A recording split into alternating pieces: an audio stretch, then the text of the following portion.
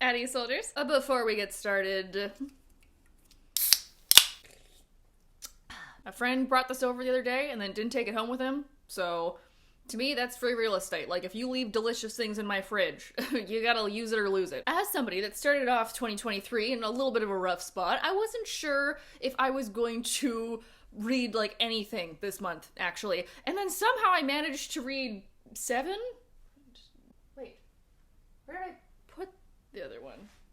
Where's the other one? Oh, there it is. It was hiding. 7 books in the first month of 2023. We got some sexy gods, we got some queer space opera, we have some horrible people making bad decisions. Although, full disclosure, I'm also filming this video as a bit of a distraction to myself because I recently got a tattoo and oh my god, my leg is so itchy. Unintentionally, 2022 was the year that I started building up my leg sleeves, and my right leg in particular, like, she's looking good, she's glowing up, and the tattoo that I most recently got filled my whole shin up to my knee. And some people were like, didn't that hurt? Like, oh my gosh, you badass. And like, it really wasn't that bad, actually. Like, I've had way worse tattoos. And if you've been here for a little while, you know that I am a mythology lover. Specifically, I am a Hades and Persephone myth stan. So my latest tattoo is an homage to myth and features multiple pomegranates, along with a human jaw, a piece of vertebrae, and if you look very closely, a sneaky tooth. And of course, I'll leave my artist in the description. She did a phenomenal job,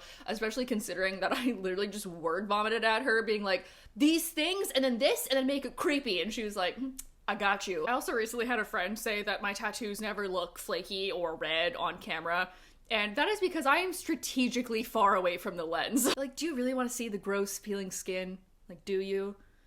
I mean, if you do, like, cash at me, we'll see what happens. So with that art show piece aside, without further ado, grab a drink, grab a snack, and buckle in, and we are going to go over all 7 books that I read in the month of January. The first book that I read in January, to absolutely nobody's surprise, was The Stolen Heir by Holly Black. If you follow me on other platforms, you will know the saga of the journey that I took to get my hands on this book, because the day that it released, one store in the entire lower mainland of Vancouver had it in stock, and it was a store that was over an hour and a half away from me by transit. But I am nothing if not loyal and committed to my fairy folklore, so I took the trip, I got the book, and I started reading it that night. The Stolen Heir is the first of a duology that is a continuation companion series to her best-selling trilogy, The Cruel Prince. Though they are mentioned, Jude and Cardan do not show up in this book. This specifically focuses on Oak, who is Jude's little brother during the events of The Cruel Prince. 8 years have passed since the events of the Queen of Nothing and the Battle of the Serpent, but the Court of Teeth has not given up their ambition to take over Elfheim, and their changeling daughter Surin has escaped the human world. So Prince Oak, his guard, Surin, and other fairy friends are now on a quest to bring Surin to the Ice Citadel to be able to stop her mother from taking over the fairy world. Once again, Holly Black gets it. She has that whimsical, rotting, magical fairy realm in perfect contrast to this gritty, real-world urban setting. And though she is nothing like Jude, Surin is always scheming and trying to figure out ways to manipulate people, and she's very tricky and she doesn't trust anybody. One of my favorite scenes is when Oak is talking about how in the old days, fairies would like leave rubies or diamonds as thanks to humans that helped them. But in the modern era, you can't do that anymore, so he has to glamour leaves to look like money so that the humans will help them. And then he goes on this little mini tirade about how like he won't stoop to leaving gift cards. And the ending had me shook because I wasn't sure if she was gonna go there, and I'm so glad that she did. This is a villain origin story amongst creatures who are not human, and I love to see it. The next hot item of January is one that I fully pulled all of the strings to get a copy of. Now that I work in publishing, I gently bullied my boss into giving me an advance copy of this book, and that was Hellbent by Leigh Bardugo. Ninth House was not my favorite. It was okay, but it wasn't great. This though, this bitch right here, this is one of the most phenomenal sequels that I've ever read. Also, huge thank you to my mutual on TikTok, Lauren. I will leave her account in the description for making a 5-part recap TikTok series on what the hell happened in Ninth House, literally, because otherwise I would have no idea what I was going into. Thank you for your service, you purple-haired queen. I guess I can't say too many spoilers, but this starts off a couple of months after the events of the end of Ninth House. It has gorgeous, rich, atmospheric writing, with a couple of instances that sort of threw me off. Glow stick. And if you know, you know. Like, there are books with real vertebrae for spines and hordes of demon horses, and we literally go to hell 3 separate occasions. Also teaches some good rules to live by, like study hard, close your summoning circles with extra salt, don't let anybody into your house that shouldn't be alive. But I also loved the themes that go into the burden of knowing and people being connected in ways that are much deeper than anybody should know another person. Also, Darlington has spoiled me for pretty much any other man in my life, because it's always you up and never I will serve you till the end of days. Like, do I have to go to hell to get a man like that? Because I will. Now for another one that I literally stole off of my boss's desk, with permission. She had multiple stacks of advanced copies on her desk, and I literally texted her being like, how attached are you to all 6 copies of Radiant Sin by Katie Robert? And she just texted me back like, do you want one? I'm like, yeah, I want one. Radiant Sin is the 4th in the Dark Olympus series that comes out in February, on February 7th, I think. This is a spicy retelling of the myth of Apollo and Cassandra. If the 1985 cult classic movie starring Tim Curry, Clue, was crossed with the hit YouTube Red show by Joey Graceffa, Escape the Night, it had a threesome with a sex club, that's what this book is. The most confusing thing about this is the timelines mentioned at the beginning of like when things have happened or like were happening. And like, I'm gay, so I'm bad at math, but for even me, I can tell that like the years are just not quite adding up. They're not mathing, you know? They're not mathing correctly. Our main character, Cassandra, is like kind of rude. Like, I don't really like her very much. And then Apollo has sex with her one time and is like, oh my god, she's perfect. And just like manic pixie dream girlifies the hell out of her. And once again, just like in Electric Idol, we have a spy master character who's not really that good at his job. And like, babe, it's okay to just admit this is not the career path for you and move on. And he's also the kind of guy that's like, ladies and gentlemen, I have just been beaten within an inch of my life, but I would like everybody here to know that I am still ready to fuck. Dude, I'm pretty sure you have like 4 broken ribs, okay? Look, eyes.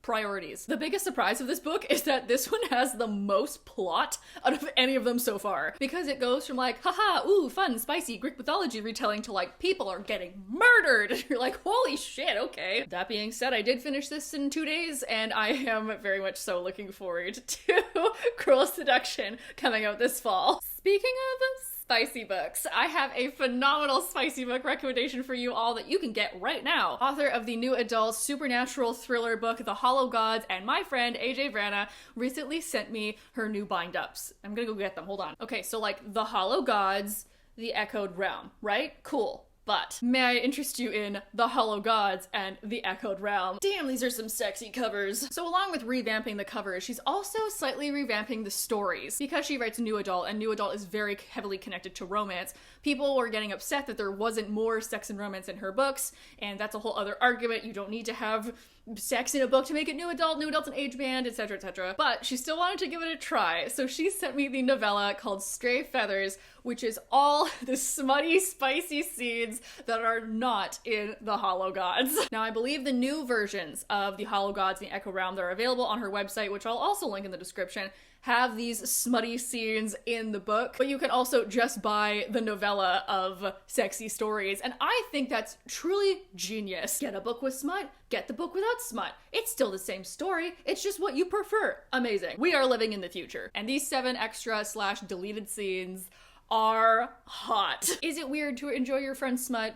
I'm not sure, but like, damn, this girl gets it. There's games, there's consent, there's primal play, there's knocking everything off of a counter, there is accidentally destroying a hotel room, there is a very funny drinking game scene, there is some Zach Bagans slander, which I absolutely love. We also did discuss that even though Kai is like a snack of a man, Kai is not daddy, but he is in fact an equally powerful being. Moving on, a very gay, very politically twisty space opera that I stayed up way too late reading was Ocean's Echo by Everina Maxwell. Cora sent me this last year, and I feel ashamed that I have not read it yet, but I promised myself I would read it in January, and I feel like this didn't fill a void in my soul, but it opened up a new void to fit itself in there. This is in a part of the galaxy where 20 years ago there was a war and a military coup that tried to create these neuromodified soldiers that can telekinetically override people's minds. And even though the project was discontinued, people who are readers who can see into people's minds and architects, people who can influence people's minds,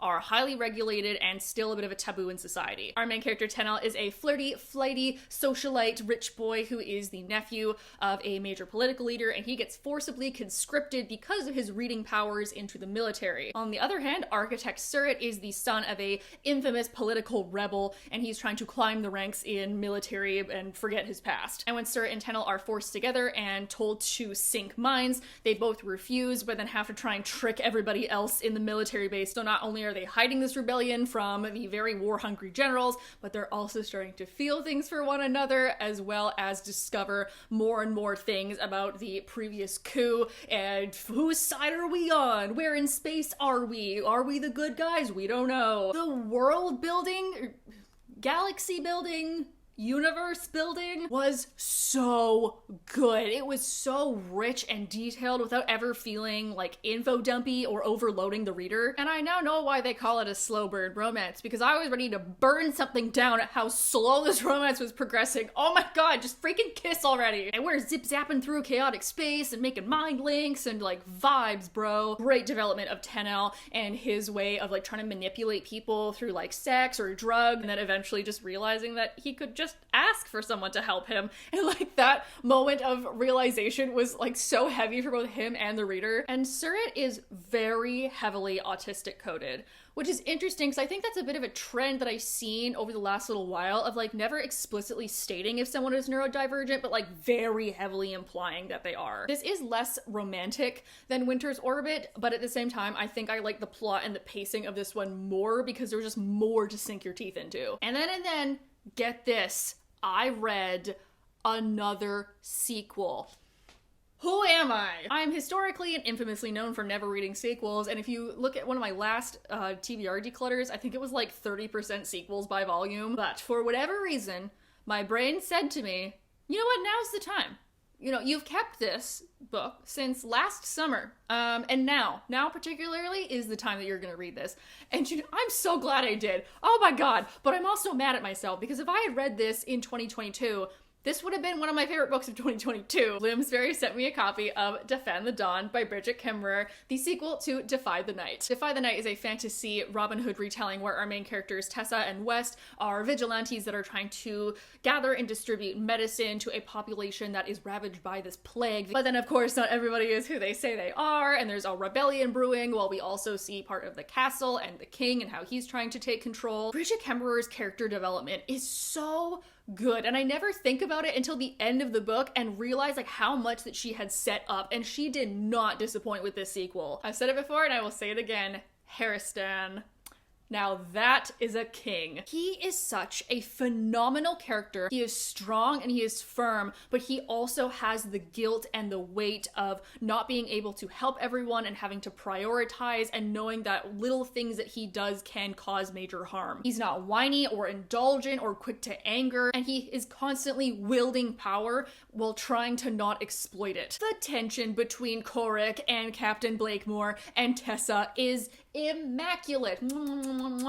Truly incredible. This is a love triangle that has my stamp of approval. A great cast of dynamic side characters, and truly what I appreciate the most is emotionally complex male characters, and multiple of them. And though there is very little in this book that I personally, as a woman in the 21st century living in a non-fantasy world, can connect with, there was one thing, and that is when Corrick, the King's Justice, feels like killing somebody. He always asks himself, have you eaten today? Thanks, man. My guy, my man, my main man, Corey, my dude. I appreciate that. And lastly, this was my one wild card read for the month. People told me that I had to read the Amazon Prime original short story by Alex E. Harrow called Six Deaths of the Saint. And originally when I saw this, I was like, I'm not a big short story person. I'm like, it's fine, you know, I'll pass, no biggie. And then I saw literally every mutual friend of mine talk about this book, and I was like, okay, you know what, fine, we'll check her out, you know? Oh, who is she? And like, what's she up to? Holy shit, Everybody on the internet is not lying. Our main character is a little girl who sees the Saint of Death 6 times in her life, and I literally can't tell you anything else because it would be a spoiler. Interestingly enough, it's written in second person, so you do this, you see this, you are the main character, which I thought was a cool touch. And this really shows you that you do not need 300 pages to tell a good story. She jam-packed an entire novel's worth of emotional damage into 30 pages. This is so beautiful. This is so heart-wrenching and heartbreaking. Themes of love and memory and reputation and fighting for what you believe in or who you believe in and coming to terms with what you want out of your life and your legacy. This is part of, I think, 7 or 8 short stories that came out as a collection, and you can bet that I'm gonna go back and like read all of them. And that is that on that. Thank you all for joining me on this cozy afternoon as we talked about all the books that I read in January. Please leave the books that you read in January down below, because I feel like a lot of people have opinions over Cruel Prince and Hellbent. Also, Cassandra Clare's new book, The Chain of something or other, Iron Gold. Chain of Thorns. Oh my god. Because I'm filming this before January 31st, but you can bet yourself that just like Holly Black's book, I am going to be first in line. As soon as my workday is over, I am speed running to my nearest store, be it the one that's in the mall near me, or if it's like across the freaking city, I'm getting a copy of that book day of, and my friend and I are gonna buddy read it, and then like we have plans a couple days later to just like have a Zoom call and then mutually yell at each other about it. Getting to read some of the books this month, I really reminded me like, hey, guess what? Reading's supposed to be fun, and you know, you can do it as a hobby, and there's no stress, there's no pressure of like having to read something by a certain time. You can take a sequel that you were supposed to read in July and read it in January, and like the world didn't explode. My therapist would be so proud of me for that conclusion. You know where to click to like the video, you know where to click to subscribe. I hope you guys are all having a nice day wherever you are, and I will see you all next week. Bye!